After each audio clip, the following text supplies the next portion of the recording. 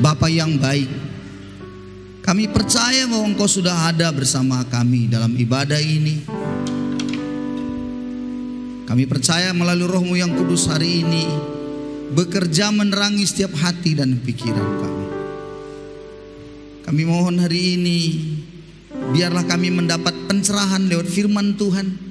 Kami boleh mengerti karena Roh Tuhan yang memberi pengertian. Mari Roh Kudus, mari Roh Kudus, Engkau yang menuntun dan memberi kami pengertian. Biarlah setiap kami yang lemah dikuatkan, yang berbeban berat Tuhan angkat beban berat dalam dirinya. Kalau dia memiliki banyak sakit penyakit, Tuhan memulihkan dan menyembuhkannya hari ini. Kami berdoa ya Tuhan, biarlah ibadah kami ini ibadah yang sungguh-sungguh hadiran Tuhan nyata di tengah kami. Kami menyambut firman-Mu dan sebentar nanti kami akan menyambut perjamuan. Biarlah semua kami boleh menikmati perjamuan dan kami boleh dikontakkan dengan surga. Dan kami percaya kami dikuatkan. Kami sambut firman Tuhan, berkati hamba-Mu yang menyampaikan kebenaran. Lingkupi hamba-Mu dan biarlah kiranya terang firman-Mu hari ini memberikan kami sesuatu yang baru. Kami sambut firman Tuhan di dalam nama Yesus. Setiap kita yang siap mendengar dan belajar kebenaran sama-sama katakan amin, amin, amin. Shalom. Yang di atas shalom. Kurang kuat shalom. Oh ya, sampai ada yang meledak ya. Bapak Ibu saudara-saudaraku, pada kesempatan ini kita memperingati sebuah hari yang sangat penting. Dan hari ini adalah hari yang sangat-sangat luar biasa bagi umat Tuhan.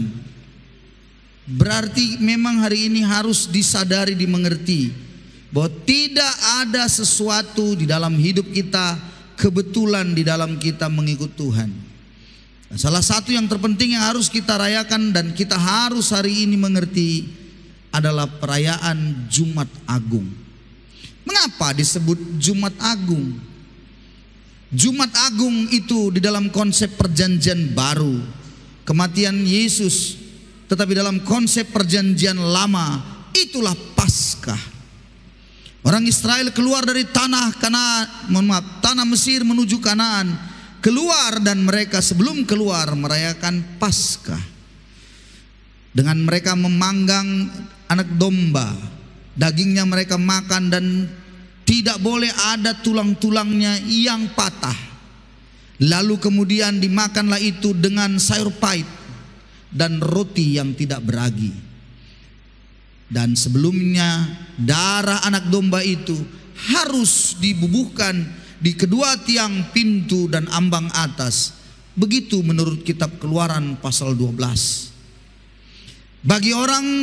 Bagi keluarga, setiap rumah tangga yang tidak memiliki tanda darah itu di dalam keluarga itu, rumah itu, maka tidak ada cara lain, maka orang itu akan mati, saudara-saudaraku.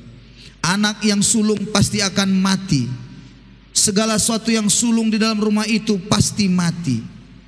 Dan saudara-saudaraku, yang sulung yang apapun di dalam rumah itu mati, maka akan ada teriakan, akan ada sebuah kesedihan, duka cita yang sangat dalam akan kematian itu.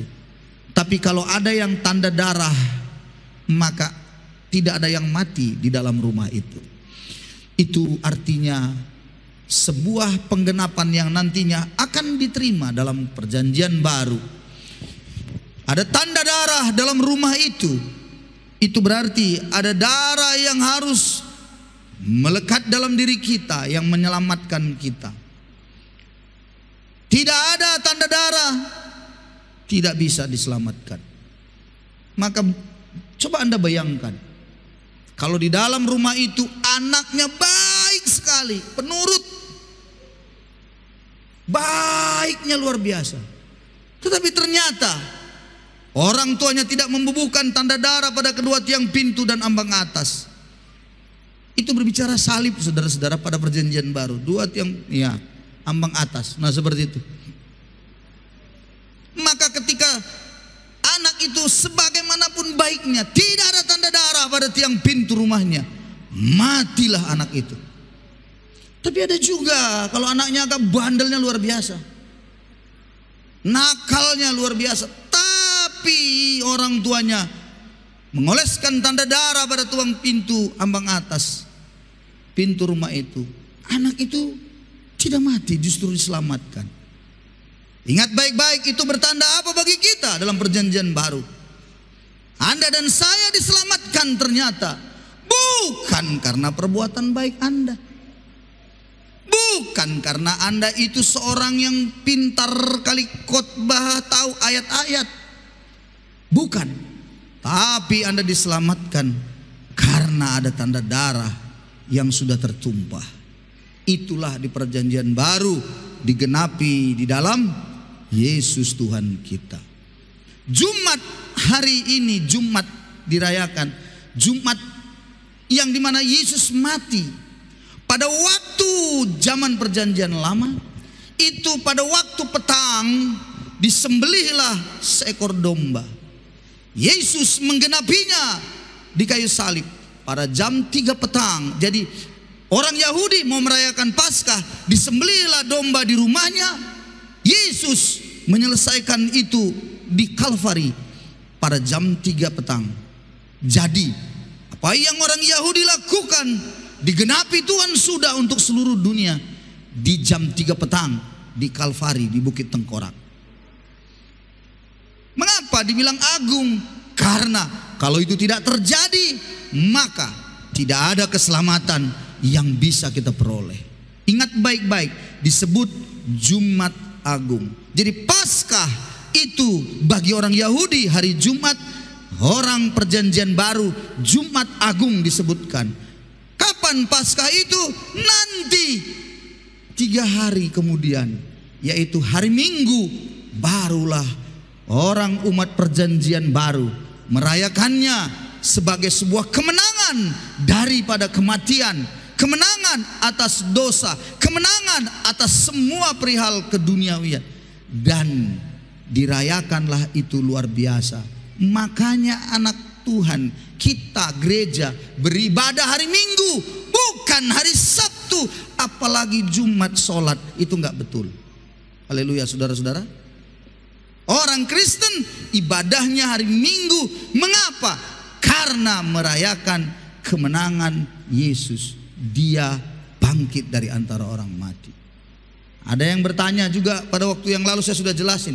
Kenapa dibilang hari ketiga, Pak? Kan itu hari kedua. Hari Jumat mati, Sabtu berarti hari pertama, Minggu berarti hari kedua, Pak. Enggak betul Alkitab itu. Itulah orang-orang sana yang bloon-bloon itu selalu di YouTube bikin yang aneh-aneh itu. Anda harus tahu kalender waktu menurut konsep orang Yahudi berbeda dengan konsep orang-orangnya kita di zaman modern ini. Yahudi memakai konsep 1 hari itu bukan dari pagi sampai tengah malam 1 hari 24 jam, bukan. Dari mana orang Yahudi memakai konsepnya? Dari Alkitab, bahwa Kejadian pasal 1 selalu disebutkan, jadilah petang dan jadilah pagi, itulah hari pertama. Jadilah petang, jadilah pagi, itulah hari kedua. Jadilah petang, jadilah pagi, itu hari kedua. Jadi hitungannya dari petang ke pagi, bukan dari pagi ke petang. Alkitab tidak bilang jadilah pagi, jadilah petang, itu hari pertama. Tidak, jadilah petang, jadilah pagi, itu hari pertama. Ukuran waktu orang Yahudi adalah dari petang ke pagi. Dari jam berapa? Dari jam 6 sore ke jam 6 pagi, itu 1 hari. Maka ketika Yesus mati jam 3 petang, itu hari Jumat. Masih ada sisa waktunya beberapa jam, itulah hari pertama. Anda mengerti maksudnya, saudara-saudara? Anda mengerti maksudnya? Barulah kemudian hari kedua Sabtunya, dan benar hari yang ketiga adalah apa? Hari yang ketiga bagaimana? Minggu. Jadi benar, hari ketiga adalah hari Minggu. Jadi saudara-saudaraku, hari ini Jumat Agung dan kita merayakannya dengan sebuah kerinduan yang besar. Mari kita sama-sama lihat dulu seorang yang luar biasa bernama Rasul Paulus, bagaimana dia dalam hidupnya. Kita melihat Roma pasal 7. Ya, saya rindu kita baca bersaut-sautan. Ayat 15 sampai 26. Ayat 15 saya baca, 16 Bapak Ibu Saudara baca, 17 saya, 18 Bapak Ibu berganti-gantian. Oke? Baik, kita baca 15 sampai 26. 15. Sebab apa yang aku perbuat, aku tidak tahu, kata Paulus kepada jemaat di Roma dalam suratnya ini. Karena bukan apa yang aku kehendaki yang aku perbuat, tapi apa yang aku benci, itulah yang aku perbuat. 16.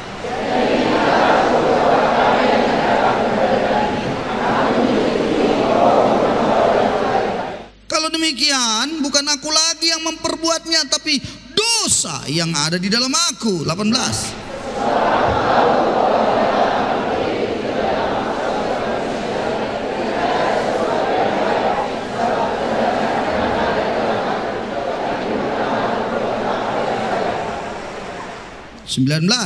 Sebab bukan apa yang aku kehendaki yaitu yang baik yang aku perbuat, melainkan apa yang tidak aku kehendaki yaitu yang jahat yang aku perbuat. 20.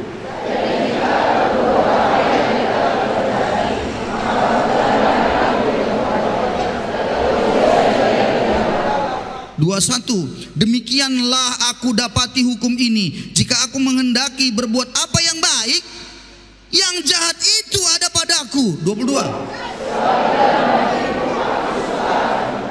Tetapi di dalam anggota-anggota tubuhku aku melihat hukum lain yang berjuang melawan hukum akal budiku dan membuat aku menjadi tawanan hukum dosa yang ada di dalam anggota-anggota tubuhku.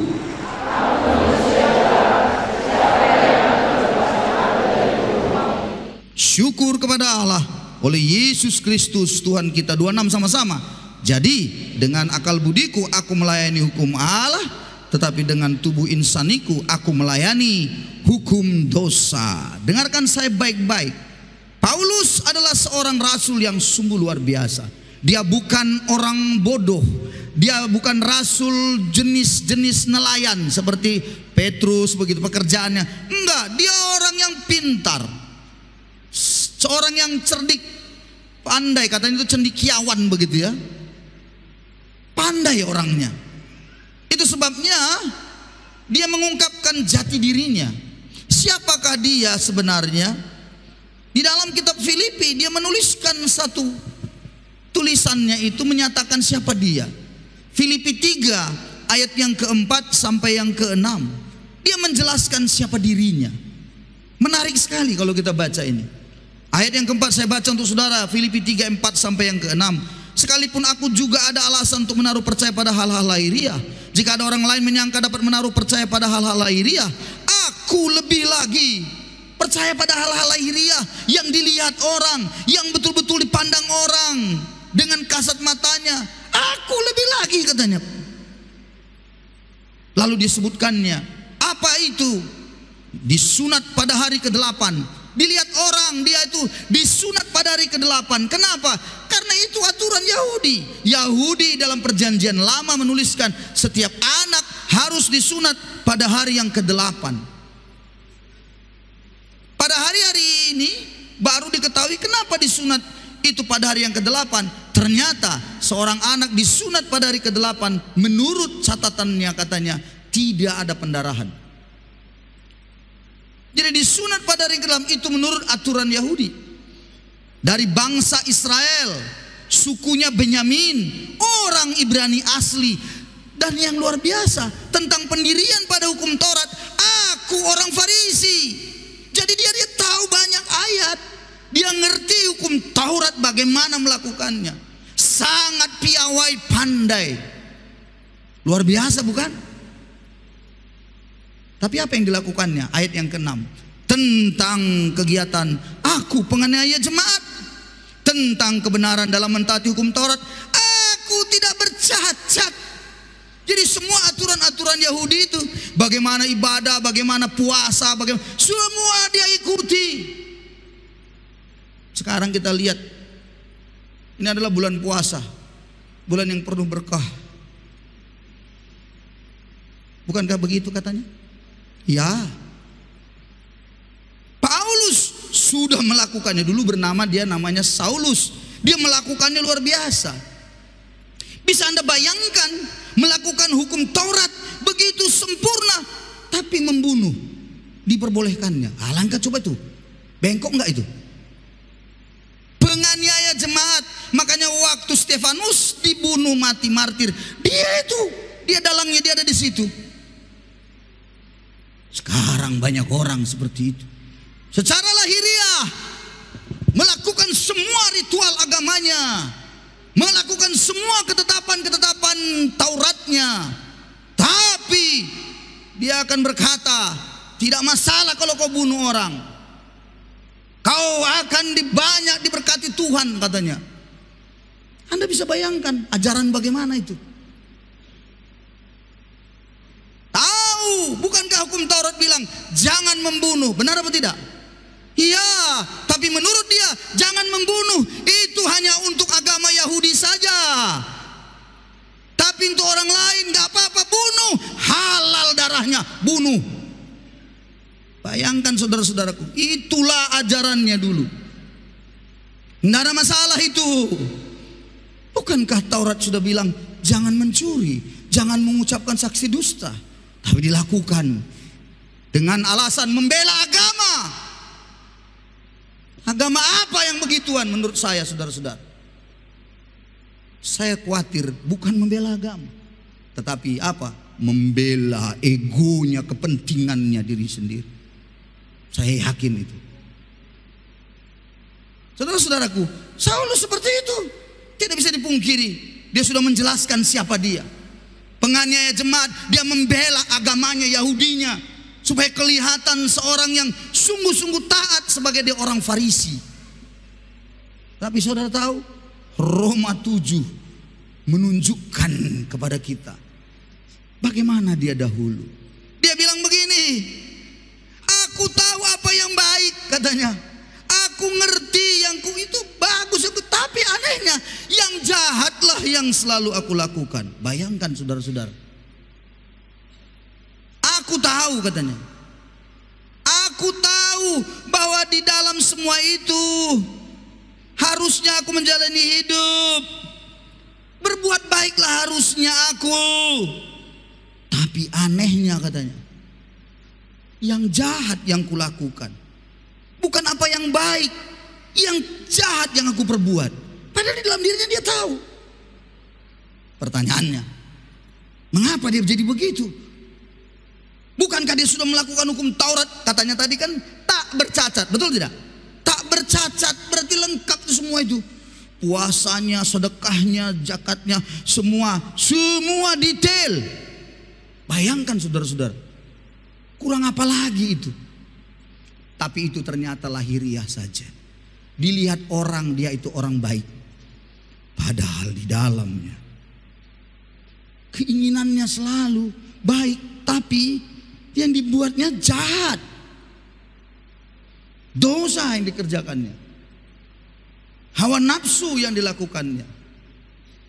Lalu saudara-saudaraku, Paulus menjelaskan.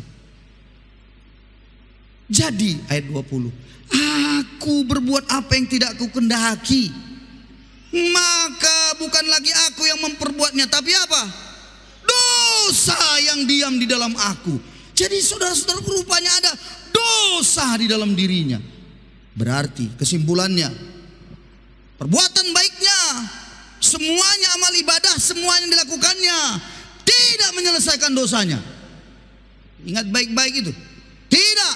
Berbuat baik kau 1000 kali tidak menyelesaikan dosamu. Tidak. Rajin kau ke gereja, bayar kolekte, mohon maaf, kur, tidak menyelesaikan dosa. Mohon maaf saja. Tapi apakah salah kur? Tidak, bagus. Tapi bukan itu menyelesaikan dosa.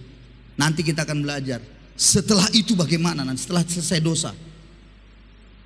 Apalagi? Mimpin pujian, main drum, tidak menyelesaikan dosa. Main keyboard, naik keyboard. Selesai dosanya? Tidak menyelesaikan dosa. Khotbah bisa menyelesaikan dosa? Tidak. Semua perbuatan baik tidak akan pernah bisa menyelesaikan dosa. Camkan baik-baik itu. Camkan baik-baik, nggak ada itu. Dosanya itu datang dari mana? Itu yang disebut dosa asal dari mana? Nenek moyang Adam dan Hawa. Turun, saudara-saudara, sampailah kepada kita. Coba, siapa di sini? Mohon maaf, siapa di sini? Dengarkan saya. Dia tahu dia baik, dia harus buat baik ini. Dia tahu, tapi selalu aja nggak bisa. Coba, dia tahu dia harus mengasihi istrinya. Dia tahu itu bagus, tapi nggak bisa. Dia bikin apa? Mengasihi istri-istrinya, ditambahnya 2. Nah, coba siapa itu? Mengasihi suaminya. Dia tahu perlu sekali dia belai suaminya. Tapi lucu, dia lebih suka membelai kucing daripada suaminya. Nah, bayangkan saudara-saudaraku, ajaib. Dia tahu ini bagus, tapi gak bisa. Coba jujur. Itu berarti saudara-saudara, kemungkinan besar ada dosa yang masih bertengger dalam. Bahasanya ada hukum dosa, ada kuasa dosa yang mengikat orang itu sampai tidak bisa lagi dia mengerjakan baik. Tidak bisa. Lalu ayat 24, Paulus mulai bingung. Dia mengungkapkan di sini, apa dia bilang? Aku manusia celaka. Aku manusia celaka. Siapa yang dapat melepaskan aku dari tubuh maut ini? Aku manusia celaka, katanya. Siapa yang bisa? Siapa ini yang bisa membebaskan, yang bisa melepaskan aku? Siapa?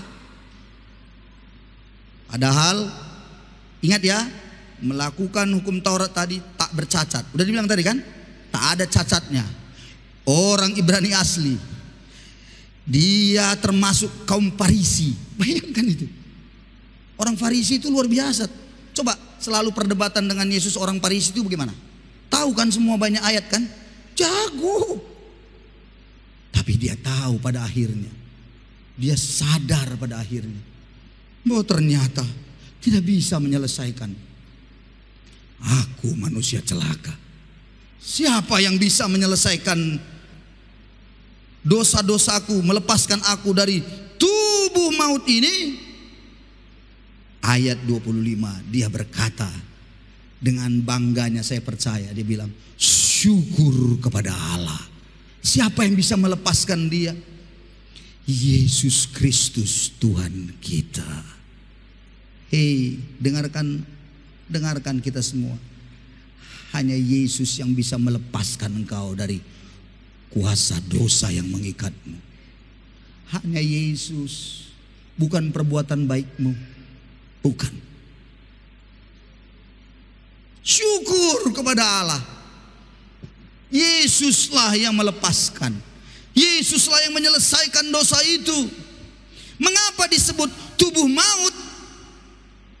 Karena upah dosa adalah maut. Nah, kenapa Yesus harus mati menyelesaikan dosa itu? Kenapa? Karena upah dosa adalah maut.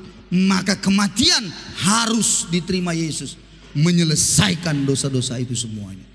Maka hari ini kalau engkau sadar akan hal ini, Jumat Agung, kau tidak akan bermain-main dengan sebuah pernyataan bahwa Yesus menebus kita dari dosa. Enggak hanya sembarang ucap. Kau pengertianmu dalam, iya ya. Tadi Ibu Gembala bilang sebelum saya jemput dia doa, dia nyanyi, dia menyembah, dia menangis. Kenapa menangis? Menangis karena Yesus itu baik menyelesaikan dosa-dosa. Kenapa kita tidak pernah bersyukur, terus kita terharu menangis karena Tuhan sudah melepaskan kita dari dosa? Tapi kenapa kita selalu menangis? Kenapa menangis? Kenapa? Karena banyak masalahku. Suamiku lupa alamat rumah. Ya Tuhan tolong. Menangis gara-gara itu. Kenapa kita tidak menangis? Bukan karena sedih ya. Bukan karena masalah ya. Tapi sebuah rasa haru. Betapa betapa Tuhan Yesus sudah menyelesaikan dosa-dosa kita. Pegang baik-baik. Anak-anak Tuhan yang tidak menyadari akan hal ini, saya selalu temukan di dalam kehidupannya. Kalau dia tidak menyadari bahwa Tuhan menyelesaikan dosanya, maka satu yang selalu kulihat, dia adalah menjadi manusia yang suka menghakimi orang lain. Kenapa menghakimi? Karena dia pikir dosanya tidak ada. Dia merasa dia paling baik, itu yang paling jahat, maka menghakimi saja kerjanya. Dan saya berharap tidak ada penghakiman yang seperti itu di tempat ini. Katakan amin. Tidak ada lagi saudara-saudaraku menghakimi orang lain. Tapi Pak, bagaimana kalau dosa? Dosa adalah dosa, tetapi dosa diselesaikan melalui pengorbanan darah Yesus. Jadi ketika Paulus bilang syukur kepada Allah, dia mengerti bahwa Yesus itu menyelesaikan. Dia percaya akan karya salib itu. Salib itu luar biasa agungnya dalam hidupnya. Sehingga kata ditebus, Anda tahu kata ditebus? Ditebus. Tadi kita ini sudah berada dalam kuasa maut, terjual kepada kuasa maut. Kita sebenarnya sudah ada di sana, tapi kata ditebus artinya diambil kembali oleh Tuhan dengan bayaran darahnya yang mahal. Mengapa darah Yesus mahal? Karena darahnya itu suci satu-satunya. Ingat, kalau Anda beli barang itu cuma ada satu-satunya di dunia ini. Mahal atau tidak? Tapi kalau banyak barang itu, murah atau tidak? Murah. Yesus itu tidak bisa terbandingkan dengan apapun. Satu-satunya sampai kapanpun, hanya dia. Mahal harganya. Bayangkan saudara-saudaraku, ditebus. Kata ditebus kan, kalau Anda punya ini, apa namanya, anting-anting yang 3 kilo, ya kan? Anda gak punya uang kan? Tapi anting-anting yang 3 kilo Anda punya. Apa yang Anda lakukan? Pergi ke pajak gade, ya kan? Kasihkan di situ. Terus apa? Dikasih uang kan? Bisa ditebus itu kembali barangnya yang anting-anting 3 kilo? Bisa. Siapa yang menebus barang itu, itulah yang menjadi pemiliknya. Betul nggak, saudara-saudara? Betul nggak? Jadi kalau ditebus hari ini oleh Yesus engkau, kita kan berada di, mohon maaf, ibaratnya, mohon maaf, ini pegadaian, mohon maaf sekali, kalau ada yang kerja di pegadaian di sini, kita ibaratkan pegadaian itu kuasa setan, itu kuasa iblis di situ kita terjual di situ, oke? Digadaikan di situ sudah, di dalam, udah di dalam mana? Udah di dalam laci-lacinya orang itu lah, udah di dalam laci kuasa iblis itu di situ kita. Tinggal nunggu kapan mati, neraka. Bayangkan saudara-saudara. Tetapi yang menariknya adalah pada waktu itu dilakukan, Yesus datang, dibayarnya lunas semuanya tadi. Diambilnya kita dari situ. Dijadikannya menjadi milik siapa? Milik dia. Kenapa milik dia? Ya karena dia yang menebus. Kalau engkau yang menebus, ya itu menjadi milikmu. Tapi karena Yesus yang menebus, engkau milik siapa sekarang? Milik Yesus. Jadi hari ini kau harus sadar dalam Jumat Agung ini, ketika engkau ditebus dengan darahnya yang mahal, engkau sekarang menjadi milik Kristus, bukan milik Behusoma lagi. Beri tepuk tangan dulu untuk Yesus kita, haleluya. Jadi kau harus bersuka cita, bergembira, terima kasih Tuhan, aku sudah keluar dari Behusoma. Amin saudara-saudara. Tapi yang anehnya, mohon maaf, sudah keluar dari Behusoma, tiba-tiba giginya berlobang sakit, dipanggilnya lagi Behusoma tadi balik ke rumahnya. Melalui siapa? Melalui Amagabula Dede, Ina Afiso. Dipanggil ke rumahnya lagi dukun. Astaga. Betul-betul aku pikir, ini orang gak ngerti pengorbanan darah Yesus. Itu yang dikatakan dalam Alkitab, kau jadikan pengorbanan Yesus itu menjadi murahan. Makanya ada yang disebut cheap grace. Apa cheap grace? kasih karunia murahan. Apa maksudnya murahan? Kau sudah di dalam Tuhan, lalu dibilang apa? Yesus sudah menyelesaikan dosa kita. Haleluya. Kalau berdosa pun tidak apa-apa lagi. Berdosa lagi ada pengampunan. Itu kau anggap murahan pengorbanan Yesus. Ingat saudara-saudaraku,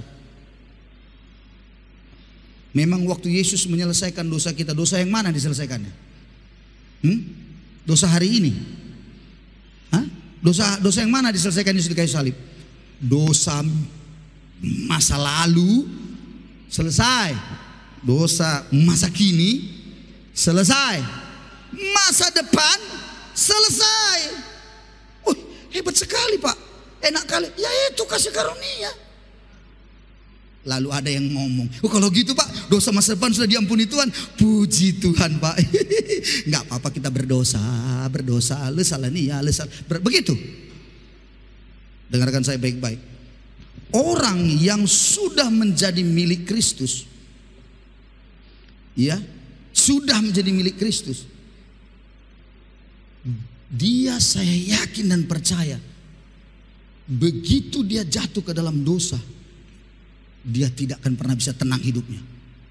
Itulah ciri orang yang sudah milik Kristus. Anda tahu ikan di mana? Di air kan? Ikan di air berenang. Lalu diambil ikan itu, buang di darat. Bagaimana ikan itu? Menggelepar kan? Bisa dia hidup? Nggak bisa. Menggelepar sampai nanti dia bisa mati. Menggelepar. Bagaimana caranya supaya dia bisa kembali normal? Diambil ikan itu, lemparkan lagi ke dalam air. Anak-anak Tuhan seperti itu, yang sudah menjadi milik Kristus, yang diselamatkan.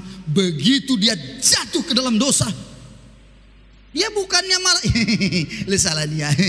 Itu berarti Anda belum diselamatkan. Kalau orang sudah diselamatkan, begitu jatuh, Tuhan ampuni aku Tuhan, dia balik lagi, Tuhan Yesus sudah memaki aku semalam, Tuhan ampuni aku Tuhan. Itu pasti gitu dia. Orang diselamatkan pasti begitu. Tapi kalau yang belum diselamatkan, sudah memaki, dia bilang salah dia sakalite. Diulangnya lagi saudara-saudara. Bangga dia dengan memaki-maki orang itu. Bangga dia. Sampai orang itu nangis. Kotor rasa. Bahasa Bataknya bilang mati maho. Mati maho katanya. Orang yang belum diselamatkan itu. Orang yang diselamatkan gak akan begitu. Kalau dia merasa teraniaya, dia diam saja. Ngapain dia? Dia serahkan ke Tuhan. Karena dia milik Kristus. Dia bilang, Tuhan kau tahu. Kau tahu Tuhan, inaga buledede menghinaku. Tuhan kau tahu. Kuserahkan padamu Tuhan. Kaulah yang atur semua. Aku mengampuni dia saja, selesai. Itu milik Kristus. Coba, ini mohon maaf, agak mengerikan perumpamaan saya ini. Tapi aku kasih tahu ini penting. Apa beda babi dengan domba? Saya tanya saudara, kita ini jenis apa di hadapan Tuhan? Jenis apa? Domba atau babi? Domba kan? Makanya Yesus bilang, kamulah domba-dombaku, bukan kamulah babi-babiku. Betul kan? Nggak ada ayatnya begitu kan? Betul apa tidak?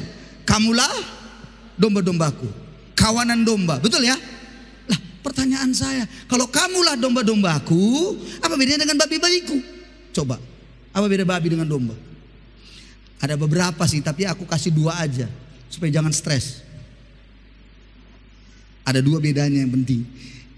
1, kalau domba makan, dia nggak bisa makan sendiri, dia kajak kawan-kawannya. Itu domba. Makanya dia bilang kawanan domba, dia nggak bisa hidup sendiri. Panggilnya kawannya makan sama. Ada pernah Anda lihat domba makan terus ribut? Pernah? Tidak kan? Tapi coba kalau babi. Engkau sudah tahu karena kau sudah pelihara itu. Kau punya pengalaman begitu, bukan? 3 ekor babimu di belakang kan? Coba kau kasih makan. Sebelum makanan datang, bekawan mereka semua tidur. Bekawan mereka. Begitu makanan datang, tidak mau dia kawannya makan, maunya dia sendiri. Coba bilang kiri kanan, aku mengenal orang yang seperti itu, bilang saudara-saudara. Oh Tuhan tolong. Luar biasa. Itulah domba dengan babi. Yang satu lagi, kalau babi, kalau dilepas dia ini ya, Nah, kalau domba dulu, kalau domba dilepas begitu, cet, kena lumpur kakinya, itu akan dikebas-kebaskannya. Kalau perlu dicarinya air, dibersihkannya airnya dengan air kakinya itu. Itu kalau domba. Kalau babi, tolong Tuhan. Begitu masuk kakinya satu, dia bilang, ketawa, dia bilang, salah dia balik. Masukkannya satu lagi, dan akhirnya dia bermain lumpur di situ. Bilang kiri kanan lagi, aku mengenal orang seperti itu, bilang lagi saudara-saudara.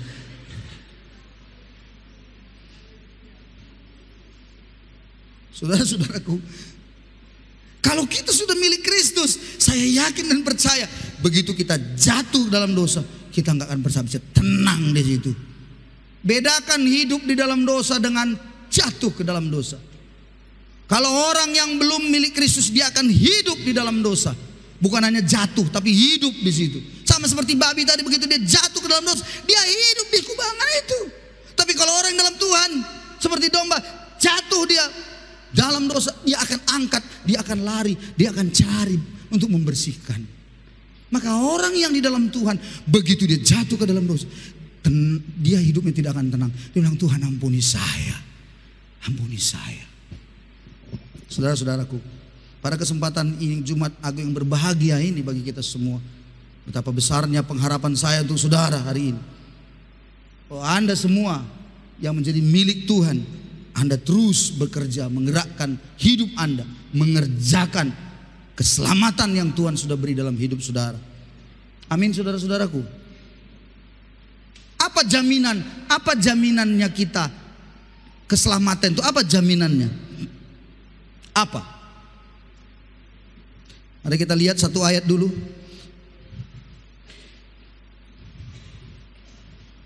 Pada pasal Efesus pasal 1 dengan cepat ya.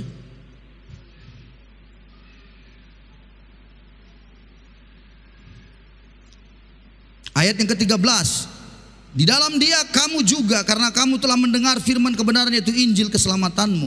Di dalam Dia kamu juga ketika kamu percaya, dimeteraikan dengan Roh Kudus yang dijanjikan itu. Wih, luar biasa, dengar baik. Begitu Anda percaya kepada karya salib itu, mengakui dosa Anda dan menerima Dia, percaya akan itu, maka Anda menjadi milik Kristus. Apa sebagai bukti? Ingat ya, kata meterai itu menjadikan itu sah. Ingat ya, kalau perjanjian, kalau dibuat apapun, ditandatangani di atas meterai, mengikat atau tidak? Mengikat. Bisa dibawa ke pengadilan? Bisa. Dan meterainya, capnya dari kita itu adalah Roh Kudus ada di dalam kita. Wih, luar biasa. Makanya Roh Tuhan itu akan berbicara. Begitu Anda jatuh, Dia akan selalu mengatakan, hei anakku. Dia nggak bisa tenang karena Dia adalah Roh yang kudus. Maka ketika kita jatuh dalam dosa, Dia akan ingatkan Anda, dan Dia harus diselesaikan dosa itu. Itulah tandanya Anda menjadi milik Kristus. Haleluya, saudara-saudaraku. Meterainya adalah Roh Kudus. Dan oleh karena itu yang terakhir, saya tutup. Waktu kita sangat terbatas. Sebelum kita makan perjamuan bersama-sama, setelah kita memiliki Kristus, kita menjadi milik Kristus, dimeteraikan oleh Roh Kudus, apa yang harus kita lakukan ke depannya setelah itu? Pertanyaannya, setelah itu bagaimana? Nah, itu pertanyaannya. Saya jemput kita melihat lagi Filipi pasal 2 ayat 12.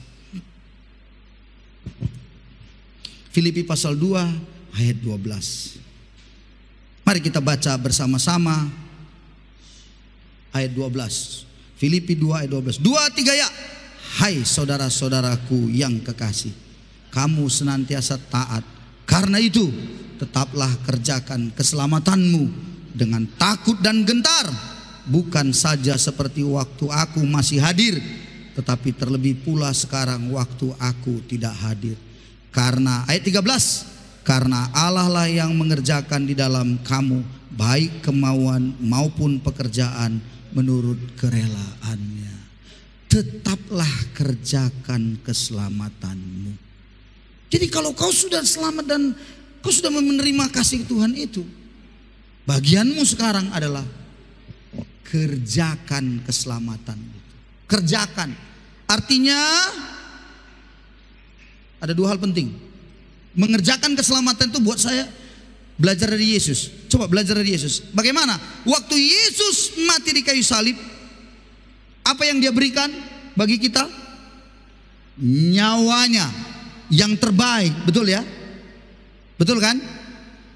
Dan kematiannya itu